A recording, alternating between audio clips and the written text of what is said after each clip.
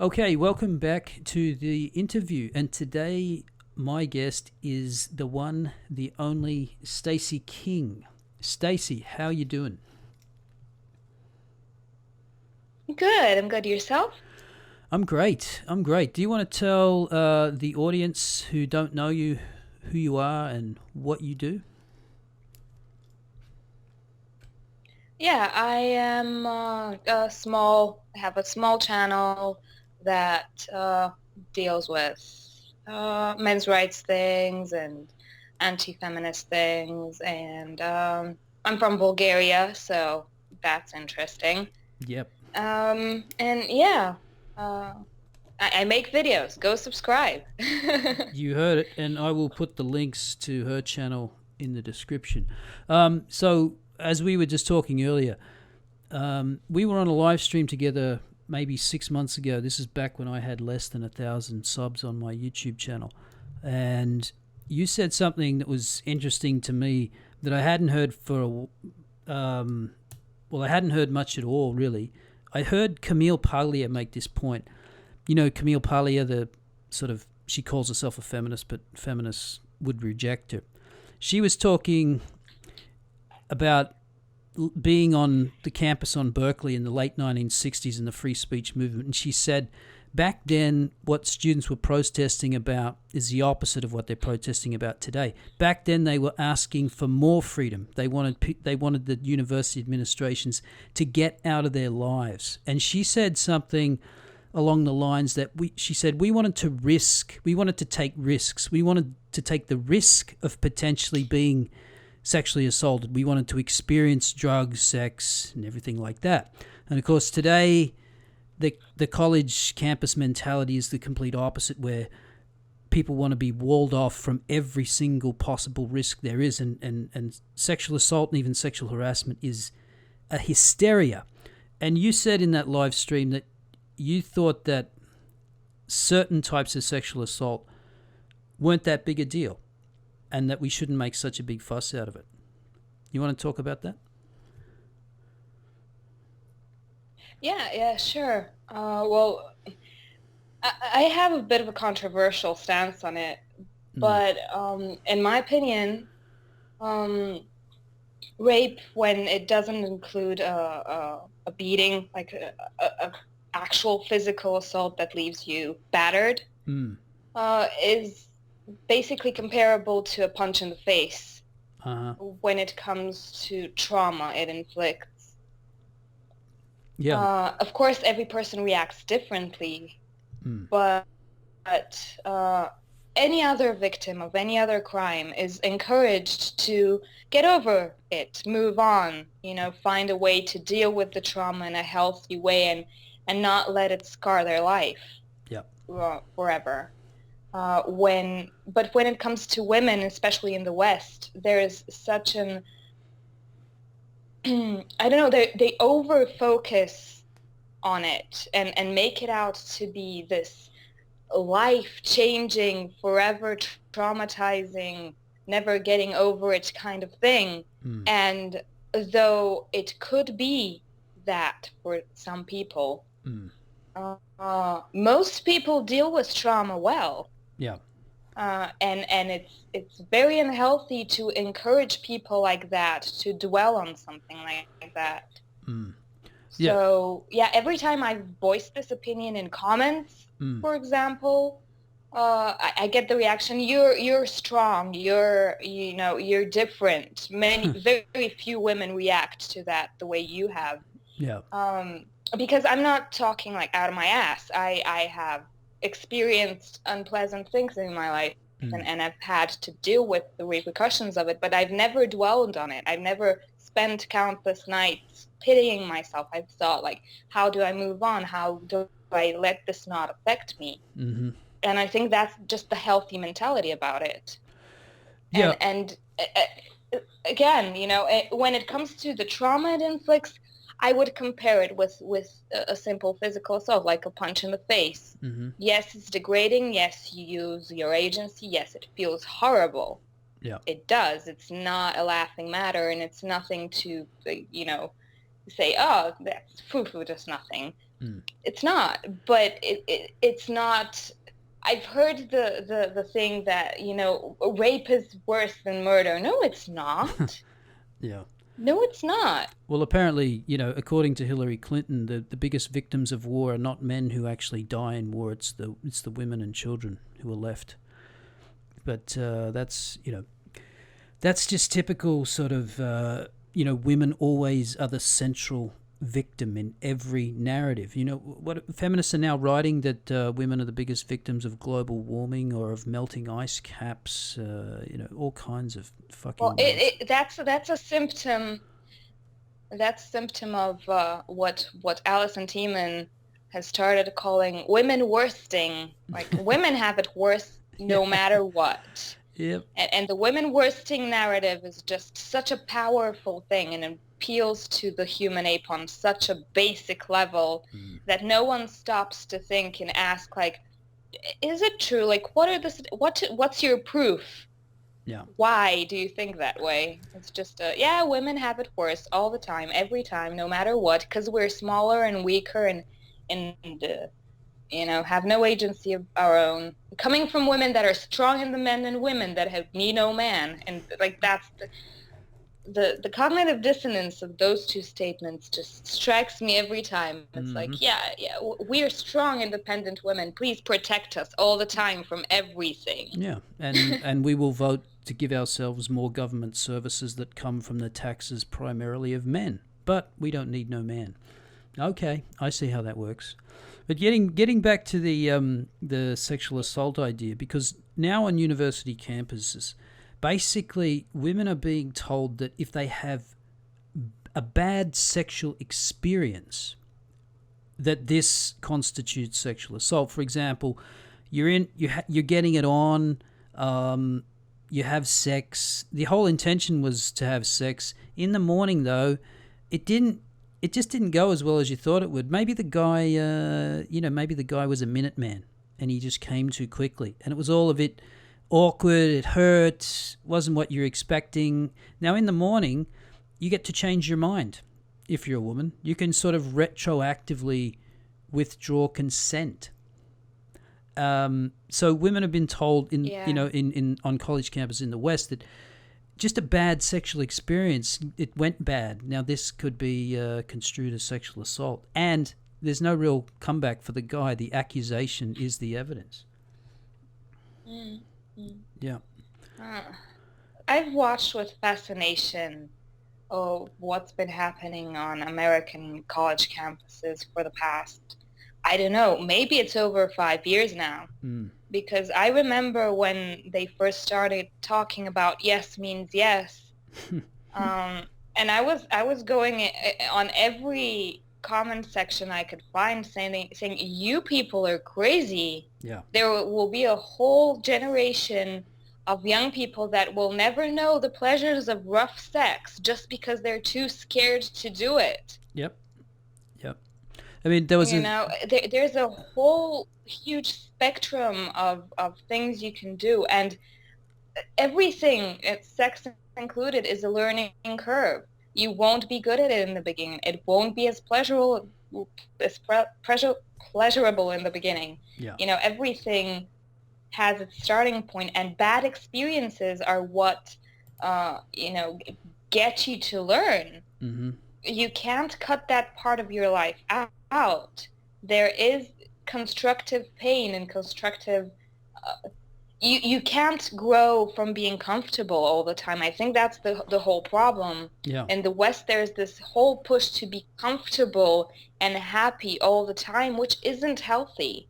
Yeah, it's not a healthy mindset. These social justice warriors are far from healthy. I mean, mentally, they're hysterical people. They have all kinds of psychological issues. I mean, if you think you're entitled to go through your life never feeling uncomfortable and never being offended by anything, I mean, you're just setting your life up to be miserable from the start. I mean, social justice warriors do not strike me as happy people. They're constantly enraged about something, and something petty, usually.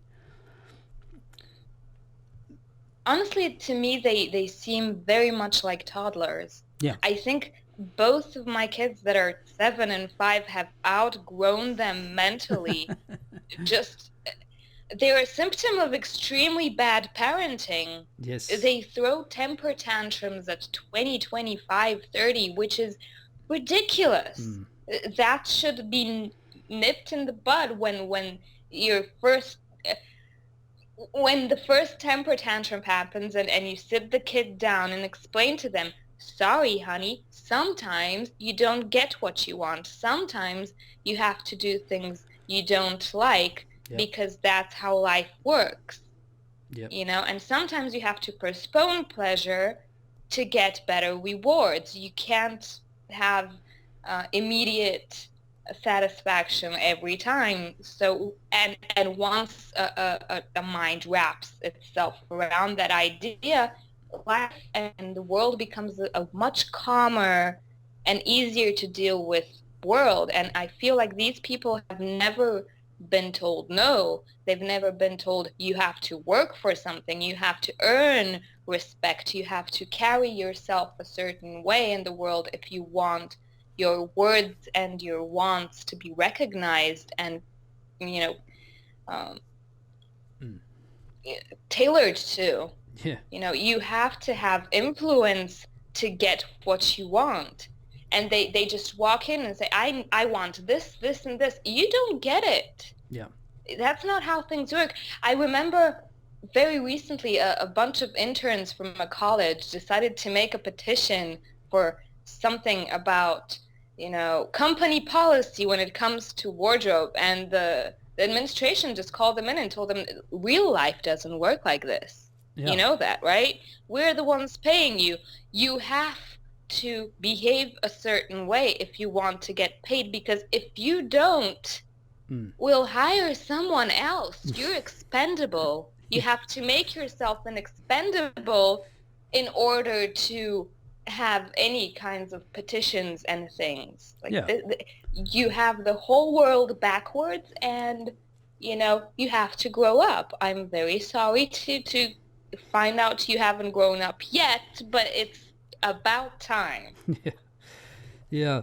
Well, back to the sexual assault thing. Now, there was a survey conducted in the UK, quite extensive one. They surveyed 5,000 women, and I have it here somewhere on my computer. But the basic essence was that they asked women, "Have you ever said no to a sexual encounter when you fully intended to go through with it?" So, did you initially say no, even though you intended to go through with it? And 50% of women said that they had done that at least once in their lifetime. Now, for someone my age and it's called playing hard to get. Exactly. And, it's like, and for someone my age, I mean, if I were to if I were to be told no the first time and never try again, then most of my sexual experiences would never have happened. Most of the people I've had sex with would never have happened. I mean, this is basic biology. Men try and they try it. No. All right. You know, that's women just want that confirmation. Oh, you know, do you really like me and all this kind of crap. And the guy goes, yeah, okay, yeah, yep. You going to call me tomorrow? Yep. Okay. You know, that's the kind of stuff. And finally they let you in.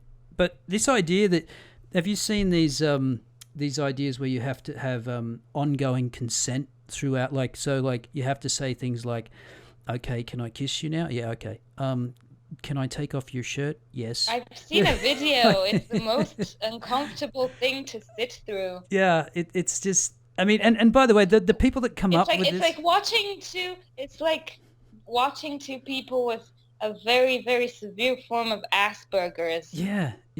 It's having sex. It's like, I can't read, body language at all, and I don't get hints at all. So let's agree to keep verbal confirmation, because I'm like, I don't read social cues at all. Yeah. Yep. And I just, it's fascinating. And the people that come up with this stuff are people who have virtually no experience of sex anyway. I mean, how would they know how it works? I mean, most of those kinds of encounters are 99% physical and body language, and absolutely no talking. I mean, it's very little talking in those situations. But somehow we're supposed to all reduce it to a series of requests, and then while you're halfway through, you're supposed to check: is this okay? I mean, way to kill a mood. It's an absolute boner killer. Definitely. Yeah. The thing is, like, every normal human being that has more than a year experience in this knows that, how it works. Mm. Yeah. Yeah, most people do. But, I mean, you get to university and boys are being told... But, I mean, there's been a couple of rebellions, but, they have to go to compulsory consent classes to learn about consent. I mean, and it's not even... None of it's based on any kind of real evidence of how people interact sexually. But what I think is an interesting question is, where does all this lead? Because... to me, if men are put off more and more frightened to approach women are not going to turn around and start approaching men. Just less and less people are going to get together. Women aren't going to step up and fill the void. I mean, most interaction comes from men taking the initiative. And if they're too frightened to do it, it's not going to happen most of the time. What do you think? Honestly, I think that the people that are growing up right now and going to college, like there will be this whole generation, part of a generation, because not everyone is getting indoctrinated this way, that will have just a very, very unhealthy lookout and mindset about sex. And once things get too draconian and too just outrageously stupid, and these people become the older people, like when they get into their 30s and 35, 40s, then there will be a next generation that will be conducting a next sex revolution. They'll be like, no, we don't want these rules. Fuck your rules. We're going to do what we want to do because, we're the young people now and we're the revolutionaries. So it's not a sustainable mindset, and it does more harm than it does help. Yeah. Especially to men, because I've grown tired of reading about and talking to men that have gone through this grinder, because, okay, girls don't get to experience life. That's their trauma. But men go out into the world with this extreme guilt about their own sexual desires. Yeah. And with a complete lack of knowledge how to approach and create a bond with a female. And this immense amount of trauma because they've been told they're born wrong and their instincts are wrong and that everything is wrong and that everything they do is bad and wrong. And especially when they come from a single mother household with mostly females around them and no real male authority figure to pull them aside and say, like, boy, let me teach you about women. They get to their 30s sometimes with this mindset, not knowing anything. And then they meet a lovely girl like that. Doesn't come from a lesbian college sorority that knows how things works and teaches him basically, look, what you're thinking is completely normal and healthy, and I love you just the way you are, and things move on, like they grow out of it. But it's heartbreaking to me, especially being a mom of two boys. I can't imagine someone crippling my boy to that point that some of these people go through a suicidal phase where they're so entrenched in this self-loathing because they've been told over and over and over again how something is deeply wrong with them when it's not. Yeah, well, maybe that's a good... And then you have the generation of girls that are extremely lonely and unsatisfied because they've told everyone want to be left alone when what they really want is the attention. Yeah. You know, it's really funny when a MGTOW, you know, after, I don't know, a year or two of being completely monk, decides to let a single female into their life. And it's like, oh my goodness, I didn't know. My motivation is back. My ego is back. Like everything is way better just because that's how biology works. Yeah. Yeah. You know, most of our life is our sex drive and our desire to reproduce. And we do everything we do because we want to reproduce at the end. Like if you take out all the social conditioning and all the rationalities and rationalizations around things, you know, skyscrapers are built, you know, scientific breakthroughs are made because someone wanted to get laid. Yeah. Yeah. And same thing happens with the radical feminist when she falls in love and realizes, oh my God, I had my hair done and I painted my nails and I shaved my legs and I feel so good about myself. And when he tells me I'm beautiful, I feel amazing. Mm-hmm. Why was I told I shouldn't feel this way? Well, they're told that because, you know, biology... It's really funny when social movements try to override biology. Yeah, they can't. And that's the funny thing. Sorry. That's why feminism has to... Well, they actually, you know, it's amazing you can go through a gender studies course and never learn anything about biology, because to learn about biology just destroys the whole edifice of academic feminism and gender studies. I mean, they have to deny it just to put forth their bullshit theories. They have to deny biology. But then you have another thing going on, which is you have the girls that say, I don't want to shave my legs or shave my armpit hair, and I want to cut my hair short and dye it red and stick a ring through my nose. And then they want to get angry at men for not finding them attractive. You know, like, I made all these choices to make myself look weird, but because I wanted to. But now I'm pissed off because you don't find me attractive, and you're a misogynist because you objectify women in the old-fashioned way, i.e. you might like long hair and a small waist and a big ass, and, you know, all the things that women do is shave their legs and paint their nails and put on lipstick.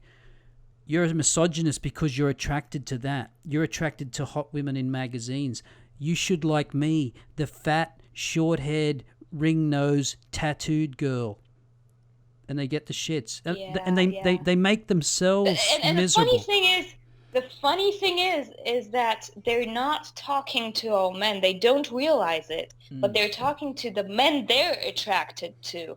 The top guys, the top 20%, the ones that bust their ass at the gym and make, you know, six-figure salaries a year, and that look awesome and always have a model on their arm. That's who they're talking to, because I can guarantee right now that one of the people watching this is actually into tattooed, pierced, short-haired, hairy girls. For sure. There is one of them out there. Sick bastard. That is like, oh, I'd crush that. That's amazing. She's perfect. But he's weird. He's creepy. He's not the kind of guy she wants. Yeah. And that's her problem. Yeah. Well, maybe talk about Bulgaria. What's the state? I mean, is feminism infiltrated there, or are women in Bulgaria a little bit more resilient? Do they have attitudes that are a little bit more like yours, or what's the story? You know, Bulgaria is a very interesting place because it's on many crossroads, and we have influences from all sides. So when it comes to politics, we have the capitalist influence from the West and the socialist influence from the East. Yeah. When it comes to social kind of views, we're somewhere in the middle. We're not as conservative as our eastern neighbors in Turkey and the Middle East, Mm. but still have this sense of, wanting to keep the private, having a sense of shame and protecting the private sphere. Mm. I'd say we're, as a nation, fairly homophobic. Mm-hmm. We accept the ones that are in show business, like we have very talented actors that are, publicly gay, Yeah. and no one's physically assaulted them. We have singers that are openly gay have huge followings. Mm. Uh, but we don't go overboard in any direction. Mm. And when it comes to feminism, I can see, especially in the younger women, a little bit of a push because the younger people are a bit more keen to westernize themselves. Yeah. There is a slight push in that direction, but the larger part of society just says, like, shut up and stop creating, storms in a teacup because it's stupid, Yeah. and what you're banging on about is a non-issue. So And there's I think that has its roots in communism, right. because we used to be a communist state.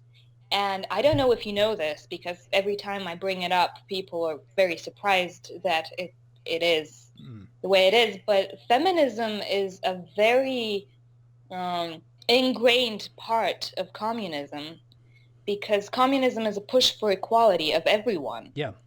Oh yeah. So No, that it was a push of getting women in the workforce, of getting women to be completely equal with their male counterparts. yeah. And like everything else in the communist doctrine, it was basically shoved down the throats of 2 or 3 generations. Yeah. So you can't. I think it's a good thing that we went out of communism as late as we did, Mm. because there's still the social memory and imprint on the society, knowing like how to recognize going overboard on freedom of speech. Yeah. When any kind of infringement happens, because we are very sensitive on that topic.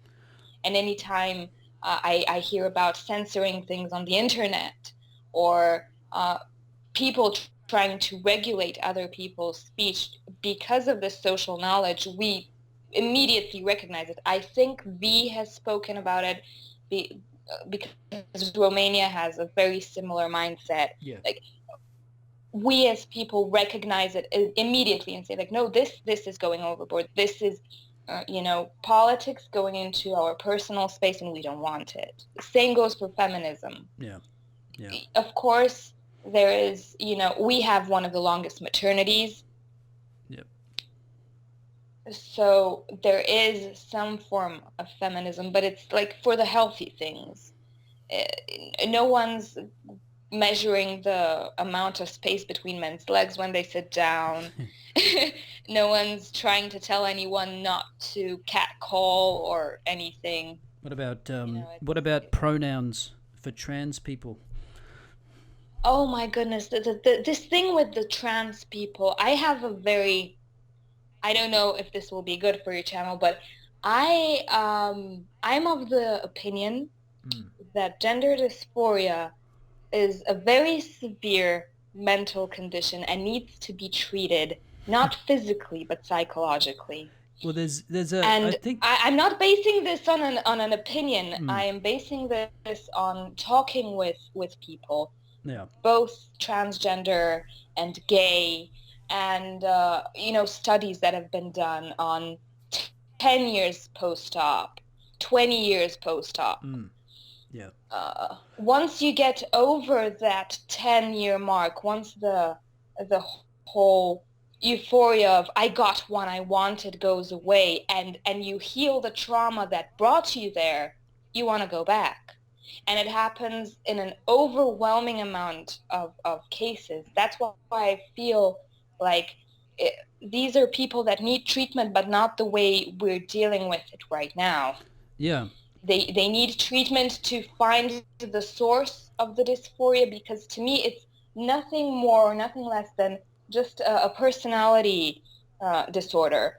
You're so um, determined to get away from your former self and your former trauma that you're going one step further, not only creating a new persona for yourself, but even going as far as changing the sex of your persona. Yeah, well, actually, It's a detachment from yourself. someone, I heard this recently, that someone said, would you, instead of someone who's got anorexia, you wouldn't try and convince them. That's Onision. I think it was, no, it was Milo. Was It was Milo? Milo Yes, it Yiannopoulos. He was. was It was like, Milo. if we treated anorexics the same way we treated people with gender Yeah, dysphoria, yeah, yeah. We'd exactly. say, "Oh, yeah, you look Yeah, and great." I was so glad someone finally said it, Well, I think because I felt this way all along. I think something happened with now the DSM, the diagnostic manual for psychologists in the United States. Now, a few years back, they listed gender dysphoria as a psychological illness, as a mental illness. Now, something happened with Yeah, the latest edition where they've said that gender dysphoria is not it's a condition. it. No, the dysphoria is the other mental problems, say anxiety or not feeling like you're fitting in. That's what dysphoria is. So that it's not a mental illness. It's just that this state brings on mental illness, which seems to me to be going a long way to try and not call it a mental illness. And so I think it's become very politicized, that there's a lot of political influence in trying to make gender dysphoria not seem that it's a mental illness, but it actually is. And so I think there's a lot of sort of obfuscation right now. And this whole push, Canada has just gone completely. And I think they have it the other way around. I think that the gender dysphoria gets brought on from underlying issues, and once you treat the underlying issues, that's my issue with transitioning. Like, go to a psychologist, get your anxiety, get your depression, get your disorders under control. Be sure you're a healthy, mentally healthy person. Yeah. Like, get all your underlying issues checked off, and then ask yourself again, are you sure you want to mutilate your body over something that you can easily deal with? Yeah. And then I watched a documentary about transgender kids, and I was furious watching it, because all the transgender girl to boys sounded like me, like a kid. I always played with the boys. I always played with sticks and guns and balls. I hated wearing dresses, and I always had my hair short. Yeah. If I was born now in Western Europe, or the Americas, I would be labeled transgender immediately because of the way I carried myself. But I was just a tomboy. Yeah. I was just a tomboy. And the moment puberty hit, oh my God, I was all over the boys. I wanted my hair long. I wanted to paint my nails. I wanted to be pretty. Mm-hmm. Yeah. It was like a switch, and they don't let these kids go through that. And they had this professor that was both a psychologist and an endocrinologist, who says, like, most children grow out of this. Yeah, it's about once puberty hits, it switches, and they go to their normal gender identification. And if you've let your kid live as the opposite sex for so long, it becomes a problem and traumatic to switch back. Yeah. So that does way more harm than it does help. And that was going to bring me to something that I'm not going to be citing anyone anymore. After learning about, all the transgender kids and watching Vine marathons with kid after kid saying, I'm a girl with a penis and I'm a boy with a vagina and things like that, I said, okay, let's see how big of a sample size we have here. And I live in a really big city with many schools. So I got like about, I don't know, I think I rang up 10 schools. Yep. And they're big schools. Like they have classes from first grade to the last grade, all age groups, everything. Mm-hmm. So it's a big sample size. I've probably asked about, like, if all the schools were brought together, it's probably a sample size of something between 5,000 and 7,000 kids. Yeah. Yep. And I called the administration and I asked them, do you have any transgender children in your care? Yeah. Or, any children with any gender identification issues? Mm-hmm. I'm conducting a survey from a, independent source and Mm-hmm. independent journalist. I try to sound as official as possible so that they can give me the information. Yeah. There wasn't a single one. Not one, not a single child in those schools was identifying as the opposite sex. They said they have, in the upper classes, maybe 1 or 2 gay children, which is normal, like the 5% thing, like that checked out. Mm-hmm. But no transgenders at all. Yeah. Not one. Yeah, the way we carry on in the West is that, this is a massive number of people. I saw a document the other day in Australia that said 4% are either don't have gender identification issues, and then when you click through the links, you come to a survey that it doesn't say that at all. It says it's like less than 1%, but 3% answered on a survey that they weren't sure, and so they lump them into the trans, gender fluid category, when they just answered, I don't know. I mean, they're young kids. So they try and deliberately inflate the figures to make it seem like that this is a big issue. But like you say, at most schools in Australia, there might be one kid, I don't know. And a lot of schools, there's probably none. I mean, it's just a non-issue for most schools, most communities. And like you say, the proper response is to, if your kid is sort of doesn't want to wear his shorts and he wants to wear a dress and all this kind of stuff, it's like you just let it go. You don't need to start giving them pills or chopping off pieces, because as you said, the actual statistics showed that something more than 80% of kids who have this gender dysphoria end up swapping back. It's over 80%. So why would you encourage it?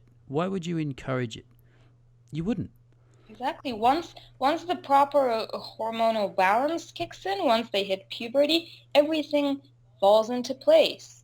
And you realize you've just raised a pretty effeminate boy. Some of them turn out to be gay. Yep. Or just a tomboyish girl that has, more of a rational and masculine approach to life. I still to this day have... Sorry. I still to this day have been told I have very masculine interests and way of seeing the world. That hasn't changed, but I haven't stopped or even begun, and identifying as anything else but female, ever. Yeah. Yeah. Oh, well. Well, yeah, it's weird because we used to, in the first world countries, if you like, the advanced countries, but now we look at countries. Well, anyway, anyone with a sort of conservative mindset looks at countries like yours and thinks you're ahead of us now in terms of social mores. That you guys haven't gone down this route yet. You still have the sort of adults in the room saying, that's ridiculous, shut up, grow up, you're making, as you said, mountains out of molehills, this is all bullshit. But here, in our countries, we are now indoctrinating our schools. For some reason, we've allowed these Marxist academics to get hold of our kids in schools and indoctrinate them. That, we have a move now to not... There are certain schools are saying not to use gendered pronouns, not to call boys and girls,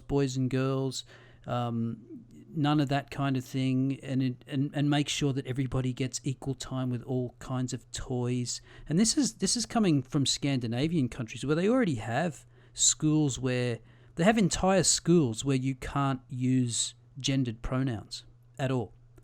No one's allowed to use them. And it just to me, I read about that. yeah, to me it's like you're destroying your culture. And I believe that it's this over feminization, this maternal wanting to protect everybody in safe spaces and not offend anybody, and that's a big part of the problem. I'm not blaming it all on women, but I'm saying that this giving over to these feminist instincts, these socialist collective ideas, is really destroying communities. Now you have Sweden is the rape capital of Europe because you let in refugees, and you have this weak culture that can't stand up to them. Yeah. Do you have refugees trying to come to your country? I mean, I know you're down. Yes. Yeah. Yes, but Bulgaria has a very, I think, healthy and proper stance on it. When the whole thing happened and there was a whole push of, I all the news feeds were how refugees were raiding this border and that border. We had that happen here as well. Yeah. You know what happened to those refugees? What's that? One of them got shot by border police. Yeah. He decided to charge the policeman with a drawn gun after being instructed to stop. He charged and he got shot. And since then, all migrants have been informed that our border isn't safe to be crossed willy-nilly. And even though we are overwhelmed, we do have problems with camps here and there. Yeah. Our politicians have been very adamant to tell the people over in Brussels, like, we are not cleaning up your mess. You created this. You deal with it. We don't have the resources, we don't have the money, and we don't have the manpower to deal with your problems. We can't share the problem because we're not financially equipped to do it. You can't create a problem and then look to the poorest country in the union and say, you have to share this with us. It's not fair. Yeah. Our minimum wage is something to the amount of like 150 euros, and we have like about 20% of the population living under the United Nations, line of poverty. Yeah. Like in a third world country. We can't deal with our own problems, let alone allow millions or tens of thousands of people in that are that can't help themselves and need social help. We can't deal with that, and we refuse to do it. Yeah.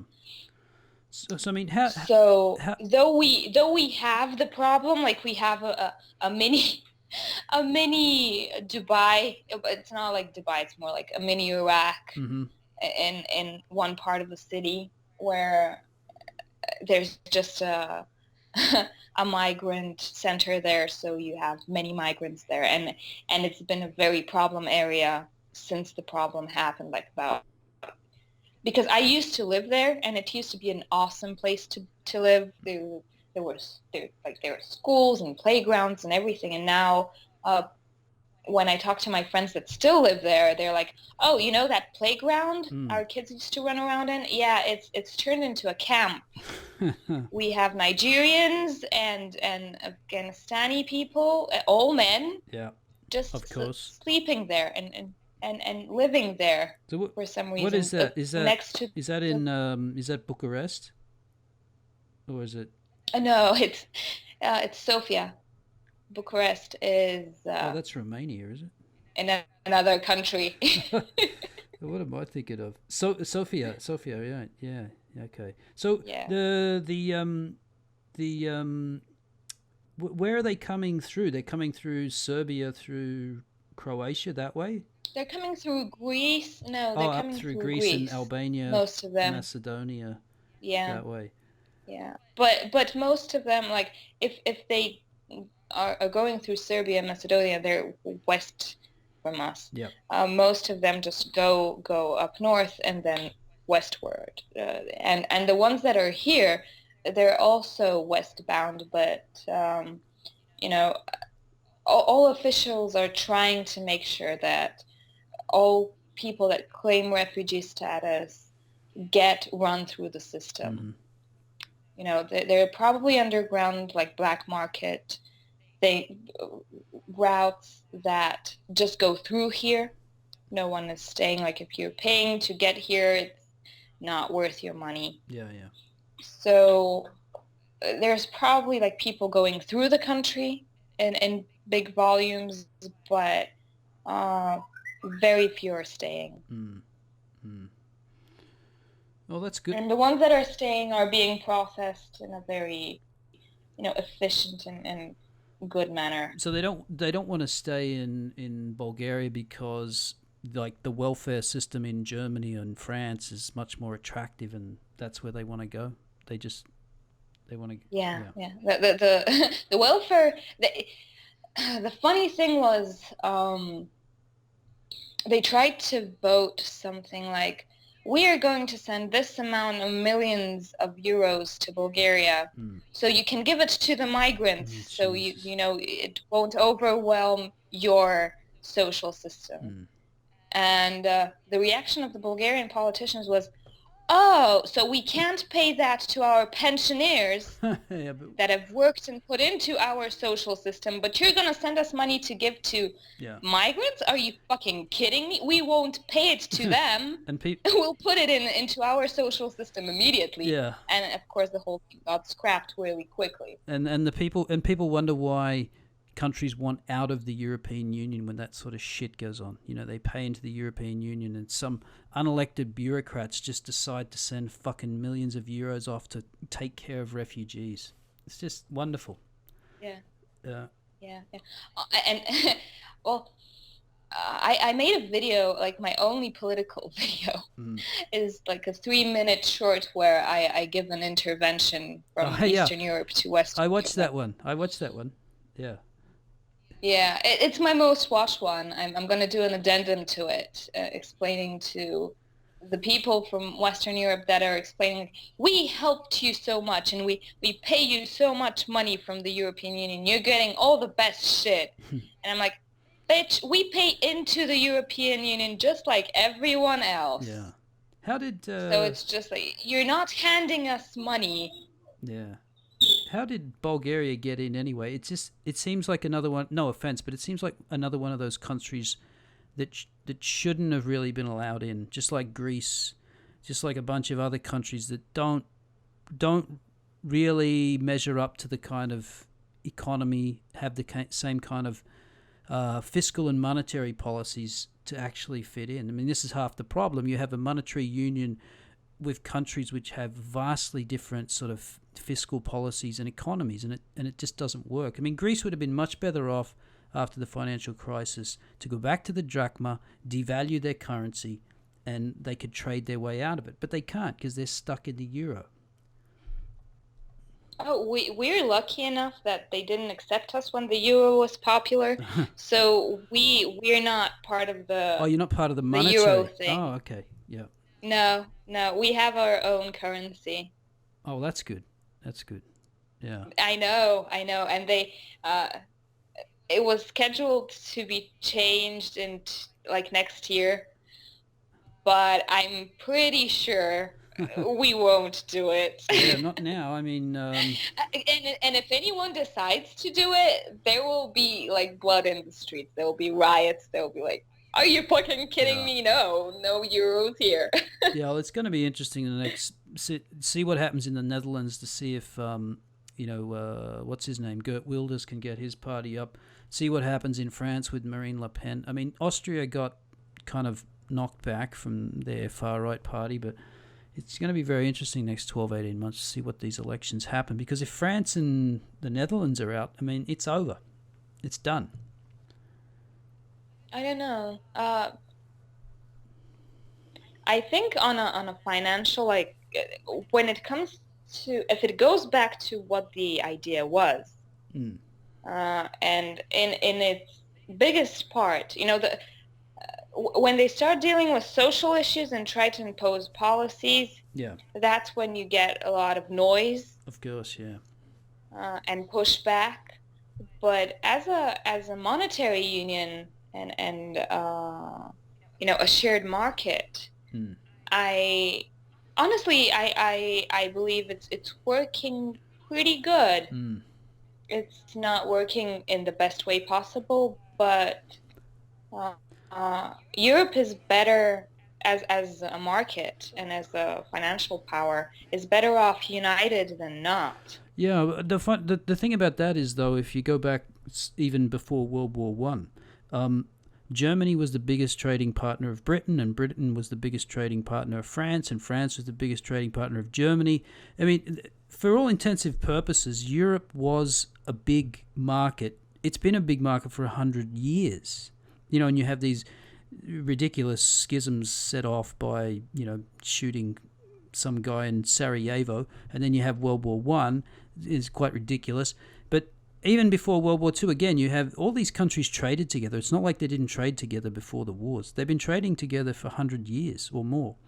And so the idea that you need a European Union for trade doesn't really make a lot of sense. To me, a lot of it seems just like a big overreaction to the horrible wars of the 20th century. There's nothing stopping you from trading with people if you're outside the union.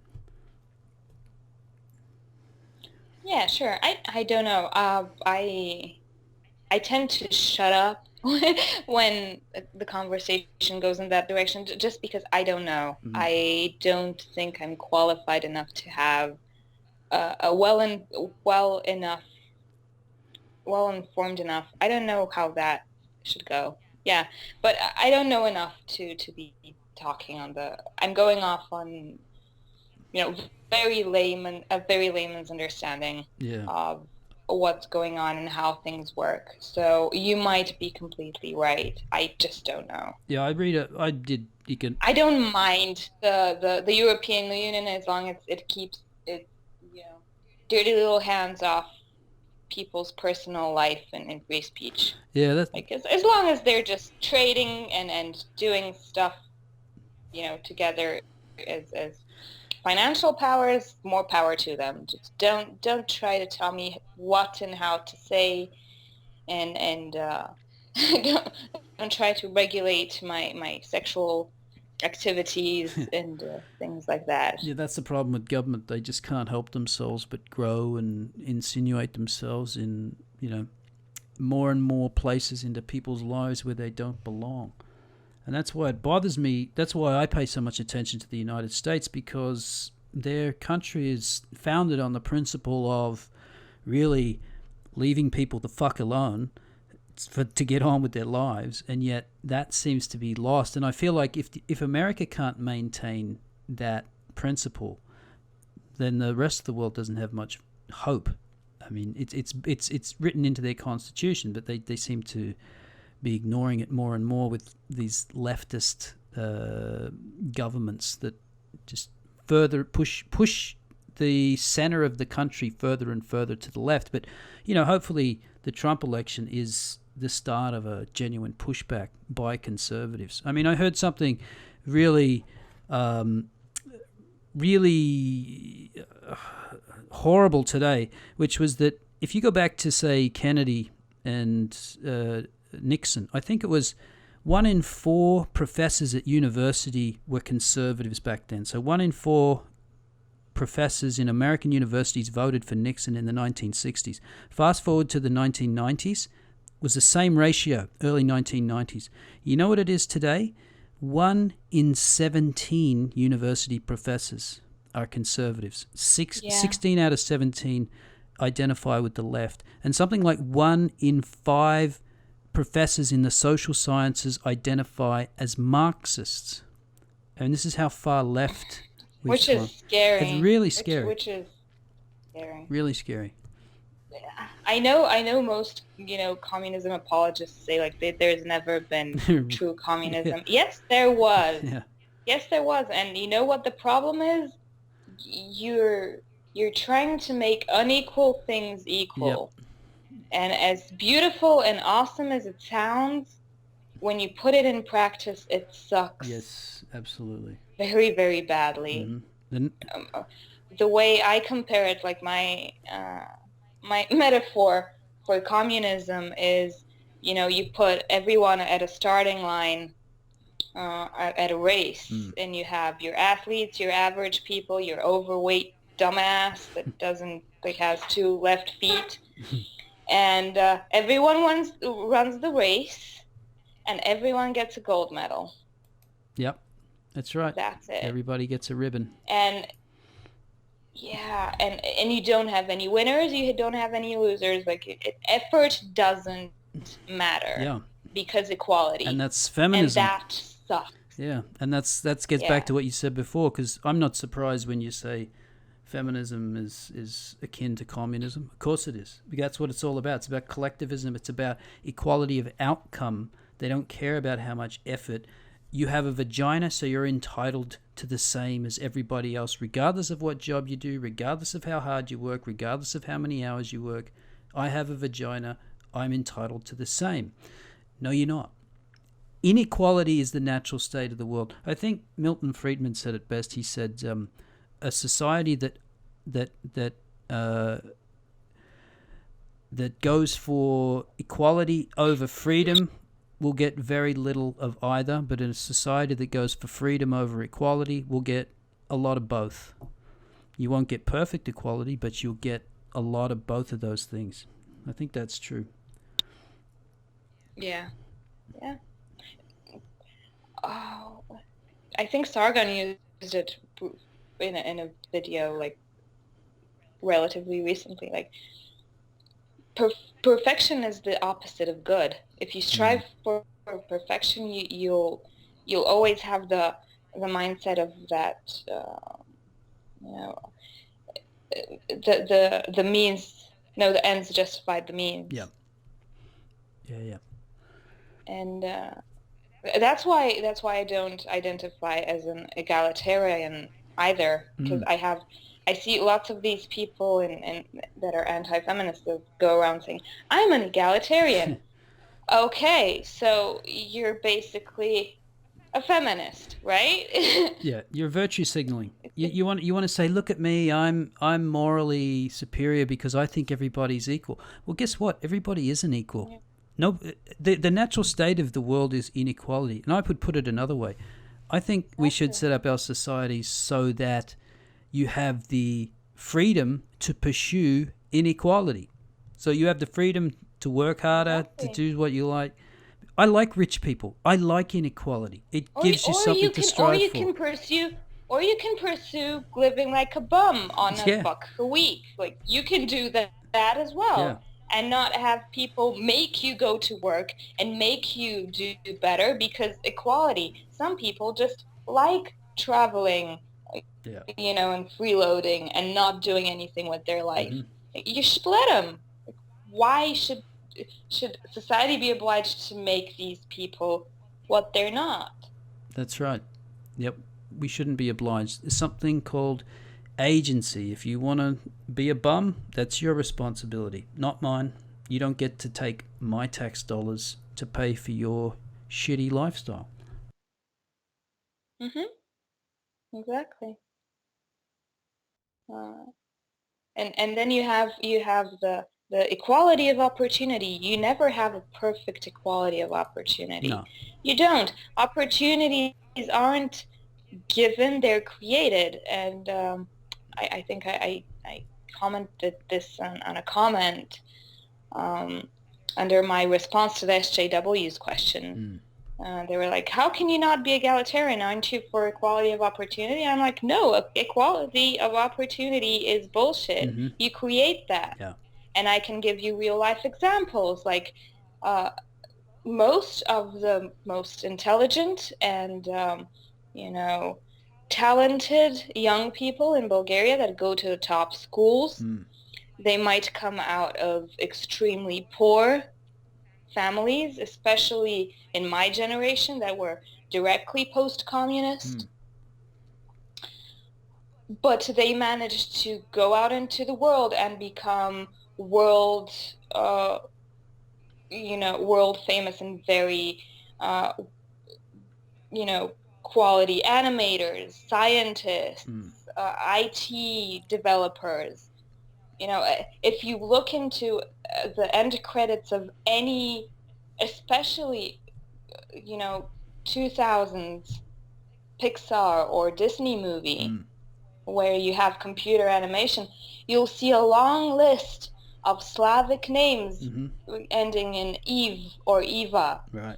which are like more than like 70% Bulgarian. So these people just worked hard for a long time to get where they are. Yeah. And they got the scholarships. They got, into the schools. They went and pursued the opportunities. They didn't just say, I'm a poor Bulgarian. Make me, a leader in the STEM field because equality of opportunity. Yeah. Yeah, equality. I mean, I don't even know what equality of opportunity means really, because let's say you talk about education, that everyone is entitled to a basic education. Well, even there, I mean, you've got poor kids who will go to a public school, but the parents who can afford a good private school will send their kids to a good private school, and they're not going to get the same opportunity. And I think it's a waste of time to send more money to the poor school, and it just, look, you're born poor, you've got less opportunities, and you're better off being told that and saying you got to make the most of them. Yeah, it's harder for you. You're not going to get your university paid for. You're going to have to pay for it yourself. You might have to take out a loan. That's your lot in life, but it's a good incentive for you to work hard, to study hard. I mean, that's what I did. My brother was 3 years older than me. First person in my extended family to go to university, and I was the second. And we had no money. I had to get a government loan, and I've paid it all back. I mean, that's what I had to do. You tell people that today, and they go, "Oh, wow, really? You had to pay for your own university?" It's like, yeah. Who else was going to fucking pay for it? Of course I did. And I didn't think anything of it. Same here. 80 to 90% of university students here work as well. Yeah. Take any field. It's a luxury when your parents are paying for your university. Most of university students are bartenders, waitresses, daycare, people. Everyone is working something. Yep. In Japan, though, I can remember asking my classes in Japan, put up your hand if you have a part-time job, and maybe 20% of the class would have a part-time job. None of them pay for their own. All their parents pay for their uni fees, and it's like daycare for them almost. They just don't appreciate what it takes. But the good thing about Japan is that once they get into that salaryman system, they get the shit beat out of them, because that's pretty hard. But a lot of them aren't prepared for it. Especially with the Japanese work ethic, I bet. Yeah. It's a Japanese university is kind of seen as their sort of blow-off period where they just fuck around for 3 or 4 years, because when they go to the workplace, they're gonna get the crap beat out of them. And that's kind of why university is a vacation. It's considered a vacation for the not so serious universities in Japan. They just don't work that hard.